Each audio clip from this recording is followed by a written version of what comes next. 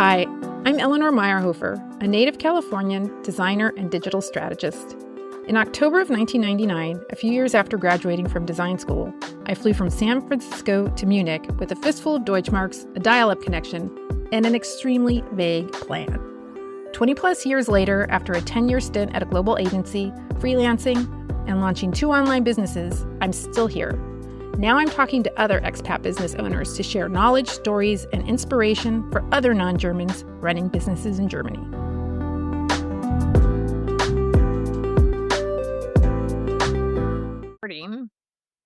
And so I'm going to kick it off with the question that I ask everybody, which is, who are you and what is the 2-minute story of how you ended up in Germany and where you're originally from?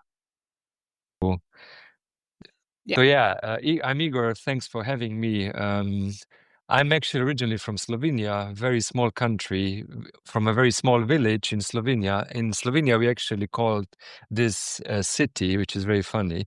And anyway, in this time when I was growing up there, I was very active in NGOs and organizing concerts in a small club that we had there.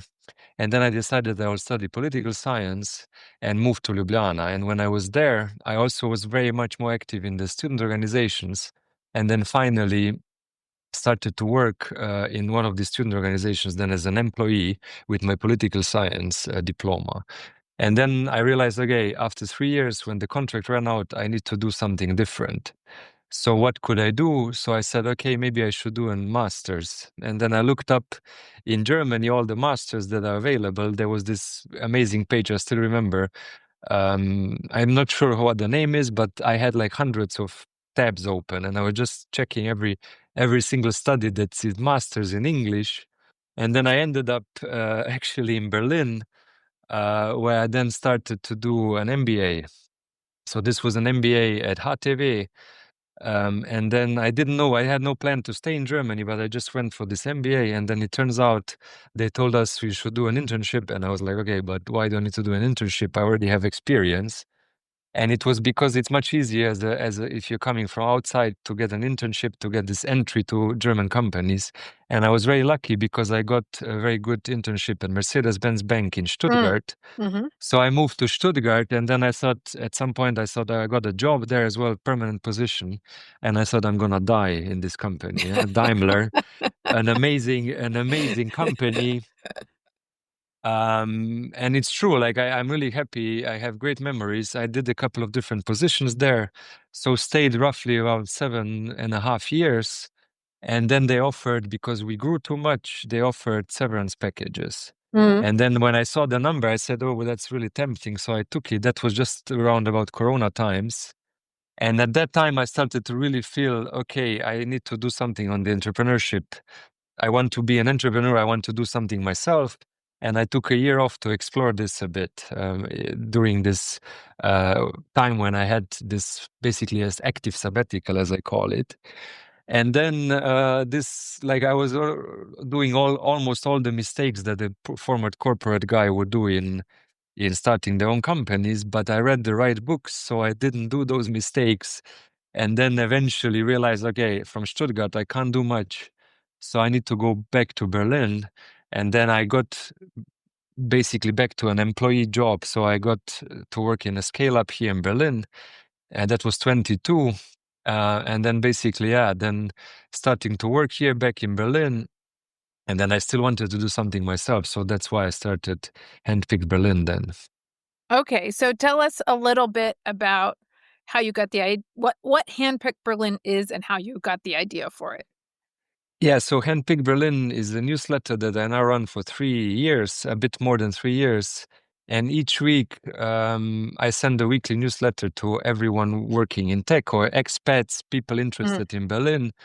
And then each week I read a lot, and then I consolidate all the most relevant information or the best information and pass it on.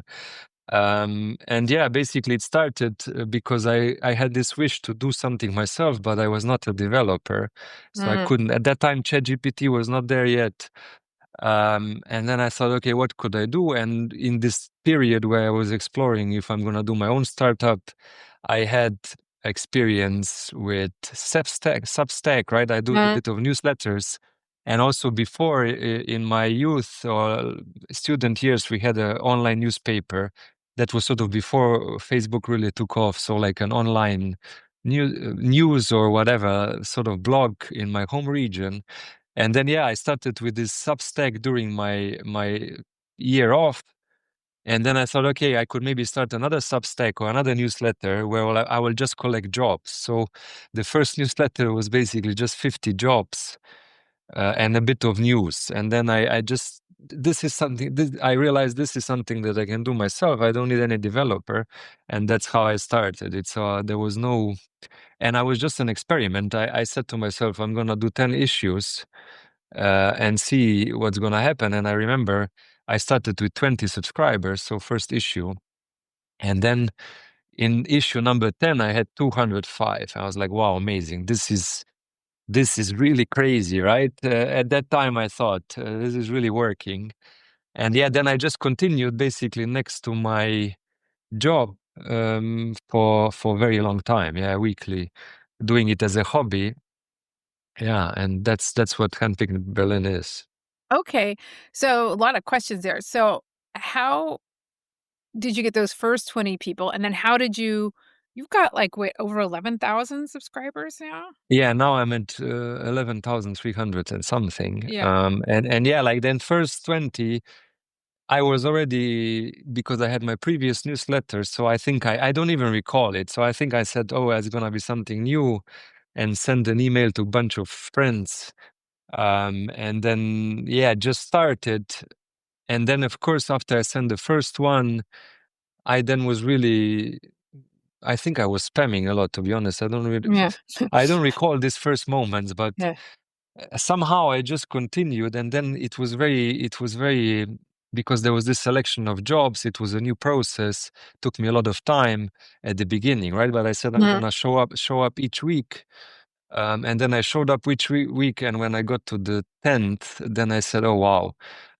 I remember because my previous newsletter experience was like this, that I think I had like 500 subscribers or Mhm. something, but this took 1 year, right? Or even Yeah. more. Yeah. And then like this was like, oh, I remember I got 5 new subscribers a week. I was like, wow, that's really a lot, right? Or 7 or 8. Yeah.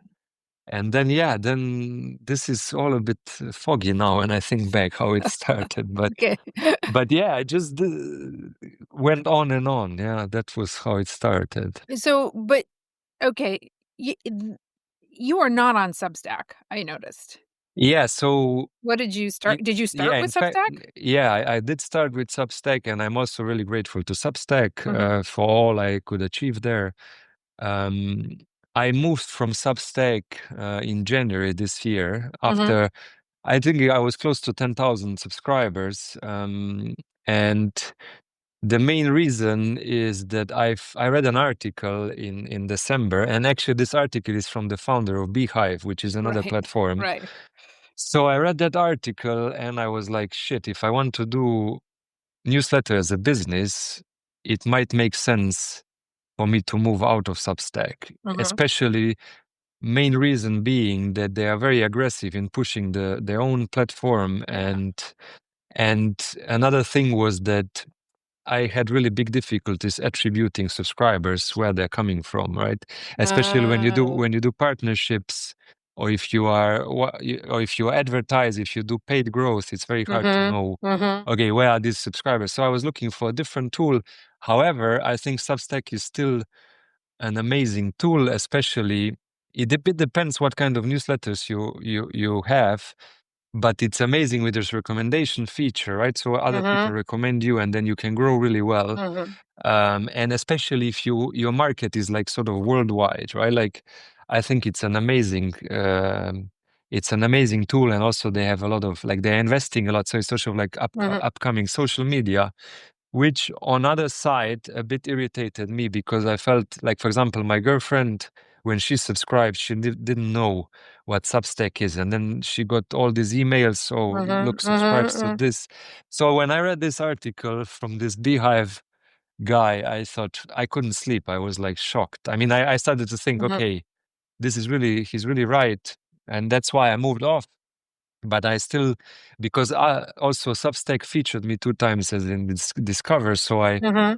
I'm really grateful for Substack that they enabled me to be what I am today with this newsletter.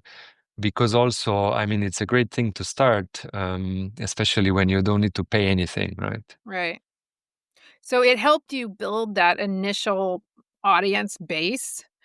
Is that fair to say? But then you got off it because for a paid newsletter or a newsletter that like as a business, it just doesn't have the tools and this is what I've heard anyway. Yeah, I think that's pretty much correct. Yeah, but of course, you have some amazing big newsletters that use Substack as a bit. Yeah. I mean, it doesn't exclude itself. You have amazing writers, Yeah. journalists. So yeah, I think it's a bit of a mix of what you want and how Yeah. much you want to automate. Like it is a choice, but I think I would still recommend it. Yeah, it depends on Yeah. really what you What you're want. trying Yeah, to do. yeah. And are you on Beehive now or something else? No, I'm using Button Down, which is basically a bootstrapped American company, very Okay. small team. Okay. And I almost went to Beehive, but then I decided for Button Down. Okay. I mean, yeah, it's a good tool, and I also need to pay, right? Obviously, then Yeah. yeah. After Substack and just how do you continue to build your audience? I think Substack's recommendations are a great tool to grow, but it's also a lot of churn because Yeah. they don't know, they just click a couple of times and then Yeah. suddenly next week they are subscribed to so many newsletters. So I basically grow it with mostly just continuing doing what I do. So after each issue is there, I publish it. And then after on LinkedIn and on Instagram, and what happens is that after a certain size, I think that people start to share it Mm. also a bit like, it goes, I'm still mostly grow organically onto this number. And it's mostly through the sharing the links and also people sharing to their friends and mentioning Mhm. it. And that's how it's growing. And it is still growing. But of course, I'm now also exploring a bit paid acquisition and see what Mhm. I can achieve Mhm. there. But yeah, I mean, the main downside, I was really worried, okay, what will now happen to my growth after I left Mhm. Substack? Mhm. But at the end, I don't see much difference, to be honest. Okay. So, and the model is not, you don't ask people to pay for a subscription. It's free. And then you have people advertising more Yeah, or less. Yeah. that's the main idea. So I will introduce very soon premium version, which won't be Mhm. any different. But yeah, it's all free. And then my main source of income is then the ads. Yeah. Okay. Okay. And of course, also other projects that I do then in addition to the newsletter. Okay. That will be Yeah. part of a premium. No, No. Okay. Okay. premium will just be like sort of supporter model, right? Okay. I'm not, Okay. it's just to give, because I'm now going to transition to full time, hopefully very soon. And then basically, yeah, just have supporter model. Okay, if you want to support, of course, there will be a bit of benefits, but there will be no difference. I had this premium or supporter model Mm-hmm. before at Substack, and it didn't really work well because, first of all, I realized that I'm not adding enough value, right? I mean, I asked myself, what am I paying for, right? And I'm Mm-hmm. paying Yeah. for, Yeah. I'm subscribed to a couple of newsletters, but I'm also subscribed to The Economist. And Yeah. I asked myself, why am I subscribed? Like, because I get really a lot, right? Yeah. And in Germany, I think it's very tough to get people to pay. Yeah? Yeah. I mean, there are a couple of I know actually one really good newsletter, the German Review, and I'm not sure if he can make a good living, right? He's a journalist with a paid part, yeah. But yeah, it is a model. I think the main model in Germany or it's possible is the free plus then Yeah. maybe some Yeah. freemium model or some other additional sources of income. Well, and also your newsletter, this is what has been interesting to me as an observer. So I consume a lot of news, and that's one thing. But then there's newsletters like yours, and there's a bunch of others that have like useful information that people want. Like Cheryl Howard does the Berlin Life, like who's hiring in Germany. So it's like Mm. it's less information. It is information consumption, but it's also a service, really. It's a Yeah. service. If you're somebody looking for a job or you're looking to do something, it has more utilitarian value, you know? Yeah, I think it's what I'm really excited about is the concept of curators, right? Like, in fact, this was the role that news magazine editors had in the past, or still have, right? Like they select and they say, okay, this week we're gonna do that. This day we're gonna cover these stories.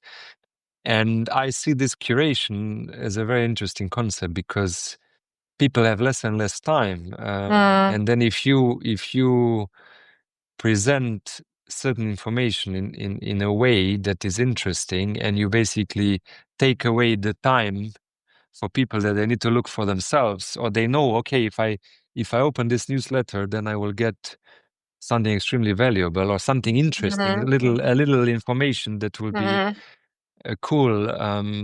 That's what I think is going to get more and more important, because on the other side, we also have so many newsletters now, right? Yeah. It's the newsletters are the new blogs, and there's a big competition for the inbox. I mean, I'm personally don't even know how many I'm subscribed to, but it's a Yeah. lot. And then all these newsletters, they need to differentiate themselves, and that's not so easy. And it's not easy to have high quality content, right? Yeah. Especially if you're doing, because my newsletter is about curation, reading a lot, selecting. And then, of course, if you provide deep research, like, I don't know, if you know, there's a couple of these newsletters where they really do product, and then there's like half a Yeah. Yeah. million or Yeah. Yeah. million subscribers, like Lenny is a famous guy on that. And then you really provide inside depth, right? Yeah. Then people say, okay, I'm ready to pay for this depth. And in this curation, you just need to be one of the most interesting guys Yeah. or girls or Yeah. whoever from all the bunch of others. Yeah. And that's what makes then a bit of a difference Yeah. between those. Yeah. And I think it's wild. Like there's now also like with the Substack, which they really popularized the newsletter concept, is just really crazy. Now it's so many newsletters, and it's Yeah. great. I know. But of course it's also hard then Too much. to. I just went through a purge. I do this all the time because I'm just like too much. Which brings up an interesting question. I notice, I see your reels, I see you on LinkedIn. I also think like now everything's up for grabs with AI. Everything's changing so much. You are very much also to some degree a personal brand behind your newsletter. And I think that, or I would be curious to see if you agree that that is also a factor, because essentially you could just build a feed if you wanted to. But if there's a person associated, and I think that's going to be more of an edge going forward, is that like there is a human being Yeah, associated. 100%. And actually, I'm also getting very tired of AI. I don't know Yeah. how's your impression, especially you see this a lot on LinkedIn. And in fact, I think that AI is in a big bubble at this You moment. think? And yeah, absolutely. And eventually, I mean, people are also getting tired. Like Yeah. I don't know how do you feel about it, but if I feel, oh, that's written by AI, I get really somehow I discount it, right? It's not so good. So that's what I'm also doing. I always put I mean, of course, not in all the parts of the newsletter, but wherever there's something written, I try to put a bit of my personality in. Yeah. And this will be because AI is so cheap. Like now, basically, the creation of text became extremely cheap. In the past, you knew if somebody typed something, you knew, okay, somebody needed to type this, but now this cost is off. So there's loads of these contents, or like, oh, I'm going to automate this and I'm going to automate that. But then the result is pretty bad. It's slop. I mean, It's slop. yeah, it is. I mean, I used a lot. I use daily almost the tools, right? Yeah. But of course, for some other methods of having it as a partner of discussion of ideas, ideation, but the actual writing itself, is, even if you give it examples of your own writing, you train, it still sometimes it just feels so strange. Yeah? And then, and I think people, are also noticing this, you can't trick them. And that's also my strategy. Part of my strategy is to have my face there. That's why I also now started on Instagram to do more reels where I do the speaking. I mean, more reels. I did too, but okay. It seemed like a lot more in my feed, but I think it's great. AI is great, but it's still the human touch will be more and more important. And I've seen many newsletters trying to automate, and then eventually they all stopped. I mean, yeah. So interesting, but I still think human touch will at the end prevail, or it will be the one that will make it through. Yeah. I want to just switch gears a little bit. You've answered a lot of the questions I was going to ask, like if it was your full-time job or a side hustle. But okay, so you make the business model as the income is generated off like affiliates and ads and all of this. So do you have to be a Gewerbe? Basically, so the story on full time or part time. So I did it as a hobby for a very long time, and then eventually I said, okay, I also want to take some money. So that was maybe, I don't know, like even 80 issues, or I don't even know. And then I said, okay, I was full time employed, and then I said, okay, if I now want to make some money, I need to have some sort of business, because I can't issue invoices as a private person. And then I had a discussion with my boss, and we said, okay, I got the permission from the company that I can register. Now what was it called? Nebenberuflich, right? Like Side job. Side job in the terms of Gewerbe, right? Not freelancer, but Gewerbe. And then I registered that. And then I was thinking, okay, what to do now? Because I then eventually lost my job, right? The scale up that I was part of didn't scale up. So I was laid off, and then I was thinking for a long time, what will I do now? So I looked for jobs, and now I actually then applied for Gründungszuschuss. Oh, okay.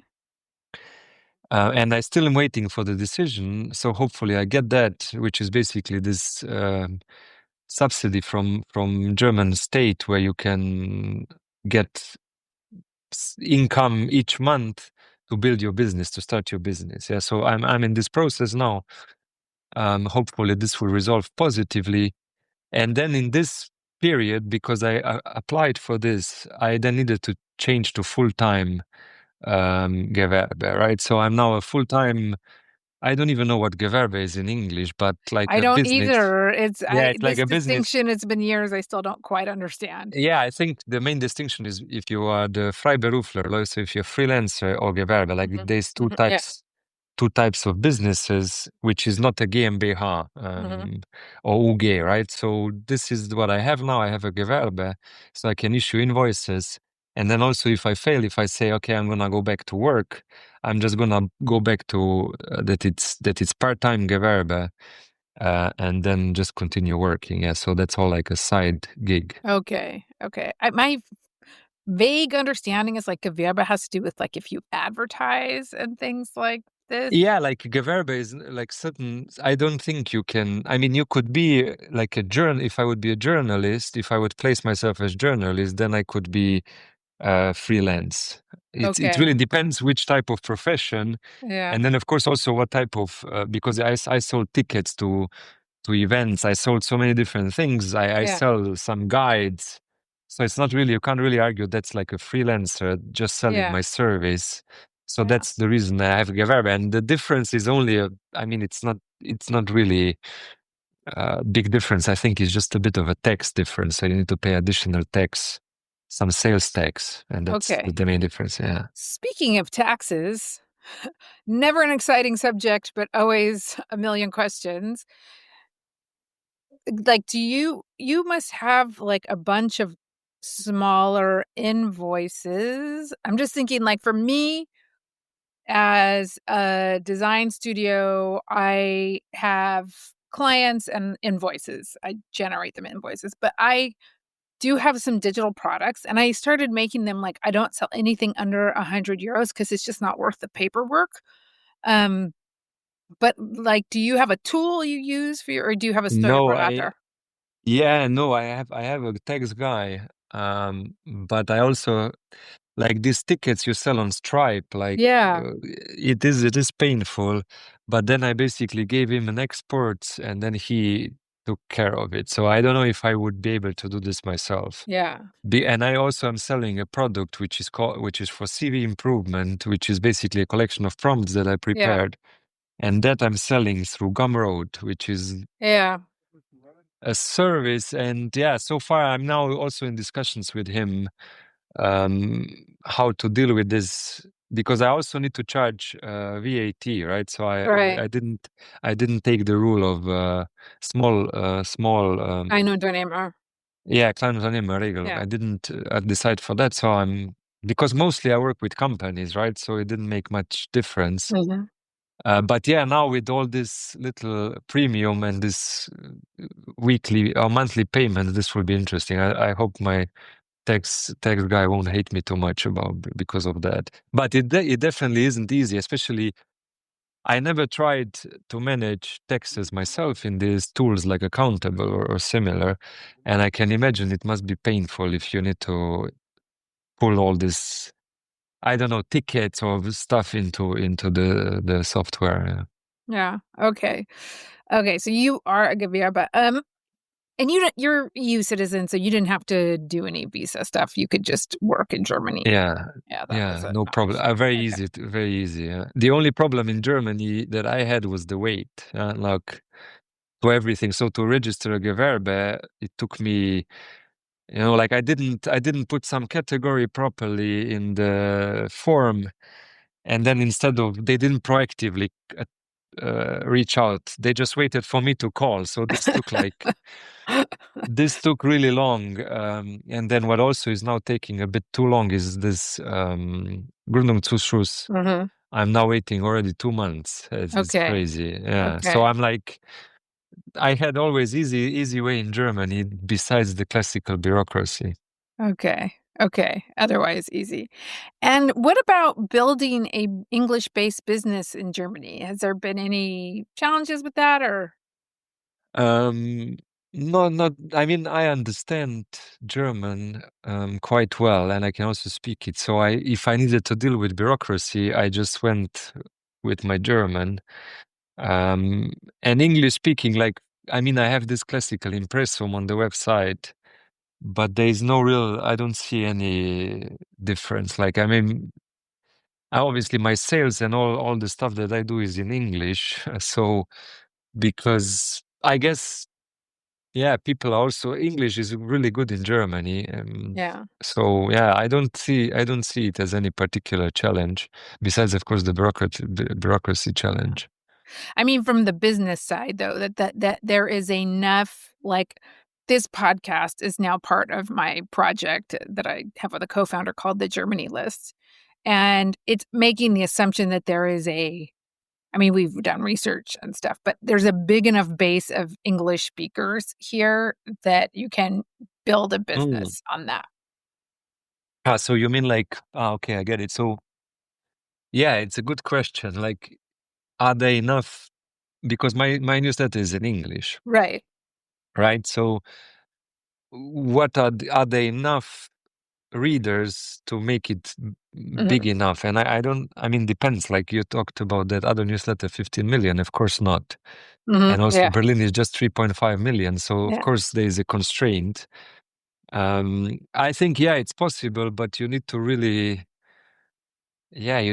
like in Berlin now we have, I think, 25% immigrants, Yeah. I mean, probably English speaking. But yeah, I mean, you are definitely in a disadvantage. If you just do products in English, for sure. But yeah, I mean, I didn't really think about doing it in German. Maybe I Yeah. should even consider that Well, it's a because niche, I right? could, It's a yeah, niche. that's true. Mm, yeah, that's true. But it could also be a good niche in in German, I think. Well, I Yeah. don't know what you Yeah, yeah. think. Well, it depends what you're doing. If it's just like anybody looking for a job in tech, then well, yeah, you probably have a pretty big audience for that. Um, but then a lot of Germans speak English, and I think you're targeting kind of a professional audience, it seems to me. So even if I did a workshop in Berlin in April, and it was with this German influencer, and they target like people with a Migrationshintergrund. And in that case, I didn't do it in English. I did it in German. Mm. Plenty of people in there spoke English, and some didn't speak German. But at the end of the day, a lot of the people were more comfortable in German. Yeah, for sure. So, but for this project, we go back and forth on this, but we're like, at the end of the day, for international, expat, immigrant, migrant, whatever you want to call it, still the universal language is going to be English. It just Yeah, is. for sure, for Yeah. sure. And like you said, also German. I mean, I have obviously German readers as well. Yeah. Yeah. But of course, there is some people that I excluded just because of the Yeah. language, which Yeah. is a pity. So yeah, that might be interesting thing to explore. I mean, if you have it also depends what kind of business you have. If you have a shop, you can just do it in German as well, Yeah. right? Yeah. Like Yeah. the main problem for me is that I would need to produce I mean, I could just translate the content into another language and then fine tune it a bit with my own. But then, of course, this would take me more time, and the question is like, would this even grow the newsletter significantly if it would be in German? But this comes back to the whole AI thing, because if you can view your newsletter online, then you just like translate it with a translator online. Like you don't, I'm really questioning every day. I'm just like, do I even need this tool? Do my clients even need this tool? I use like, there's a very popular translation plugin. It's like, do people need these anymore? Because you can just translate it all in the browser. I don't Ah, know. yeah, yeah, but then like if you think of newsletters, it's more an inbox thing, right? So I don't know if I didn't see an option yet, or I didn't research for it, but like the newsletter would be automatically translated in some other language, but then you would also lose some. You know how automatic translations work, right? They are never Yeah. really good. Yeah. Yeah. So Yeah. Yeah. so I think this would be questionable. And like as with everything, it's this unknown, right? You Hmm. can't know. Oh, if I like maybe if I would have done Handpicked Berlin German version, then I might be having now together like 30,000 people, right? Who knows? Yeah. It's Yeah. impossible to know. But then, of course, for me, this would mean because I started as a hobby, ran as it as a hobby Yeah. for over 2 years. Then, of course, you don't have time. Like Yeah. it is a lot of work to do one issue and then do another one in German. Yeah, I don't know. Yeah. But Yeah. maybe it's something to think about. Yeah, that made me think now. Maybe I should. No, I don't think you should.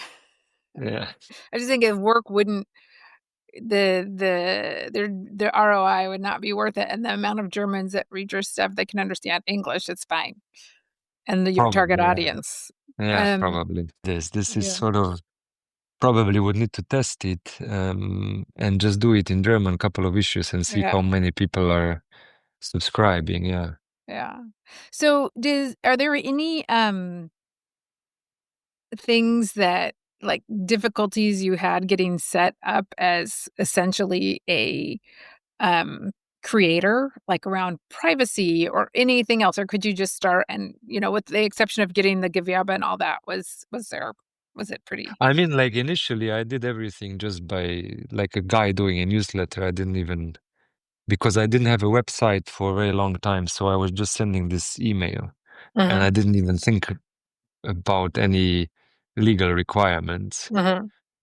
And then once I got the website up, and I met this lawyer, and we did some projects together, some articles.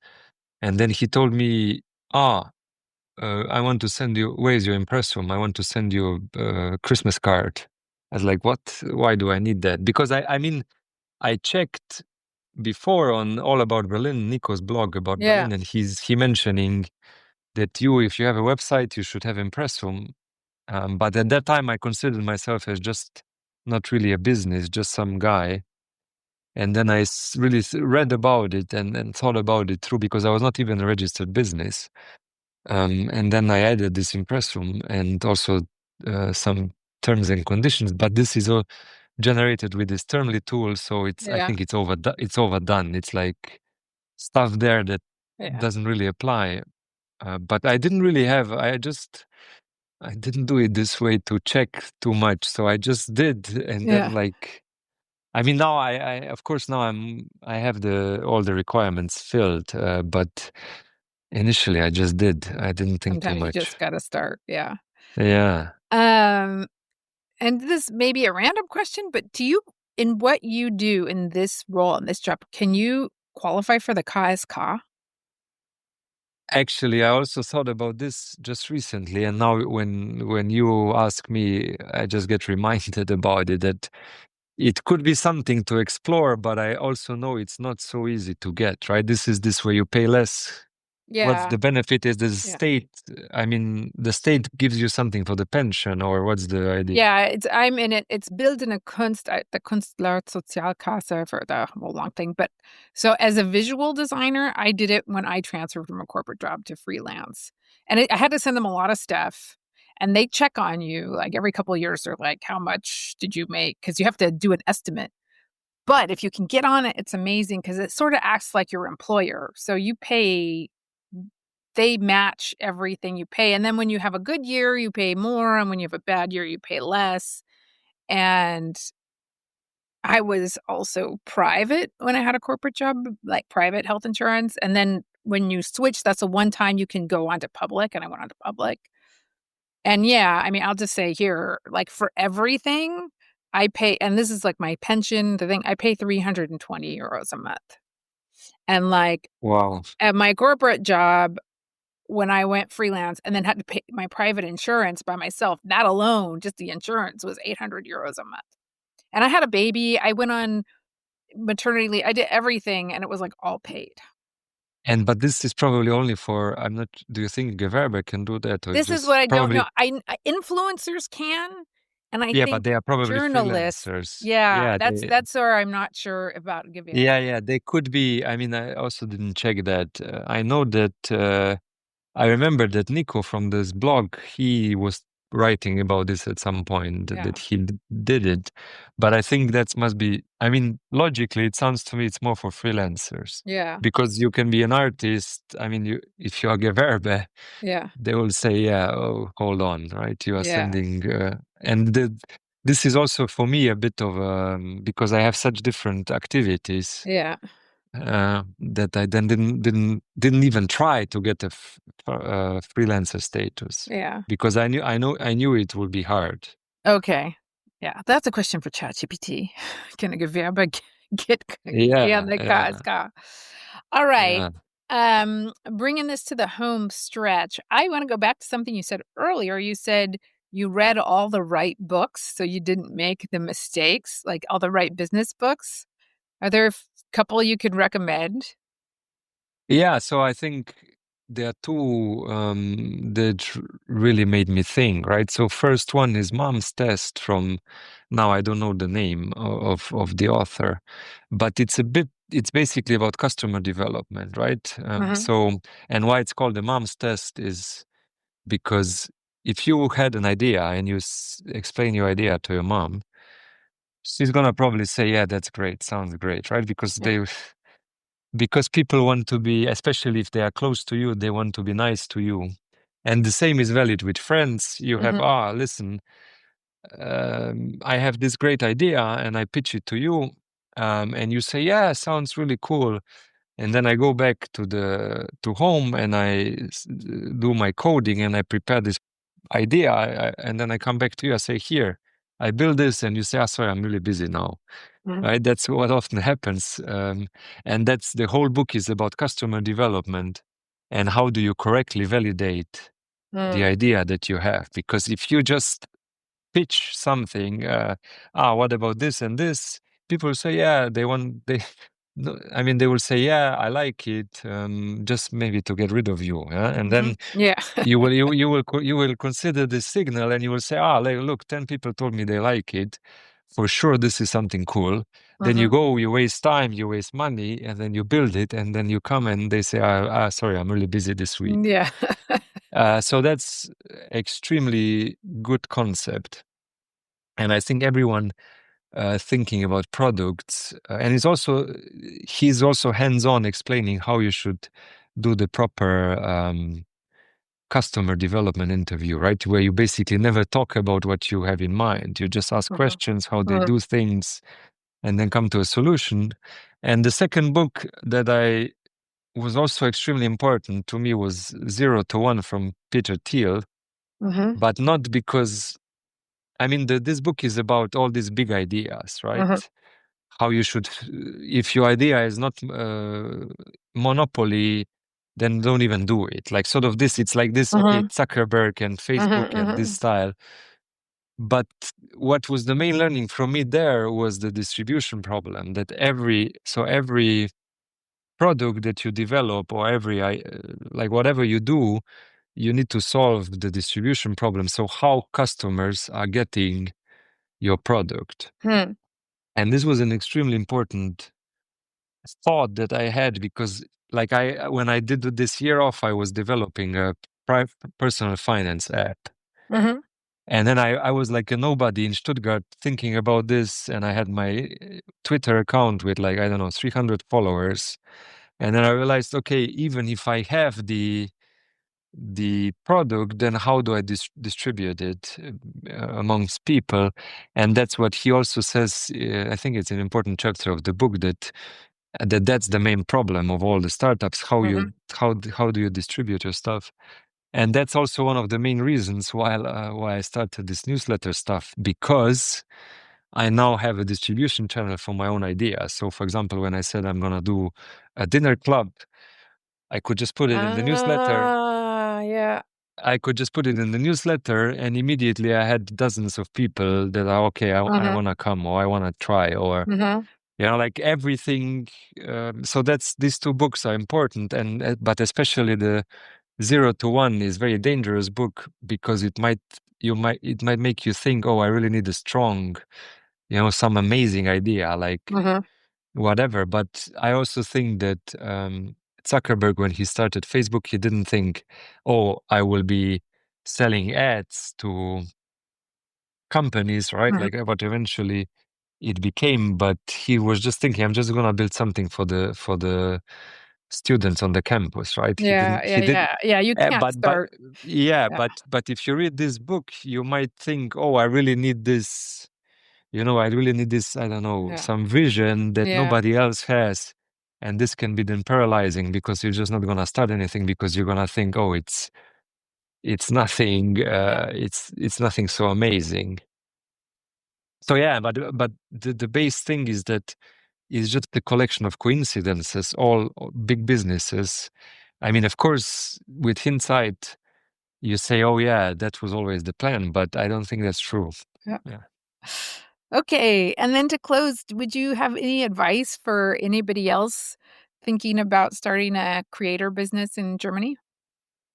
Yeah, like I said to everyone, I mean, just start. I think newsletters now, there was a very good proposition. I was also a bit late, like 22. I mean, if you started a newsletter in 2020 or 19, I mean, depends, of course, on what. So it's gonna, because of all these newsletters now, it's not gonna be so easy.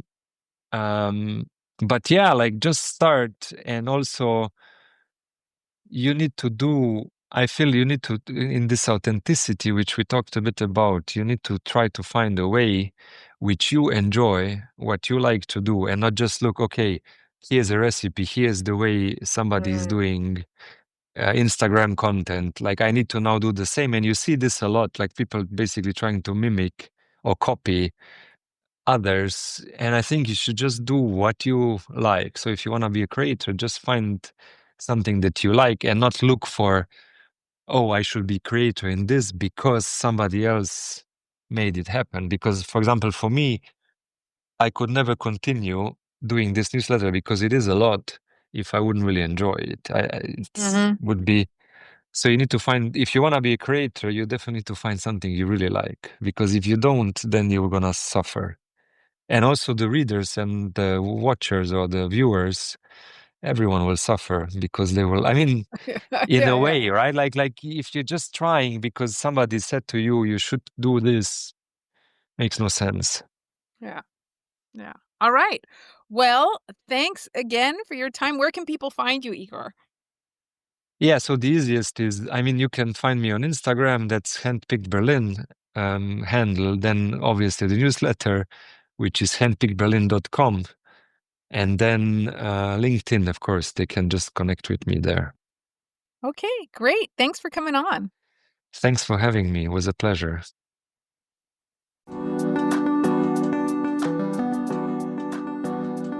Thanks for listening. You can find this and all other Germany Expat Business Show podcasts at thegermanylist.de.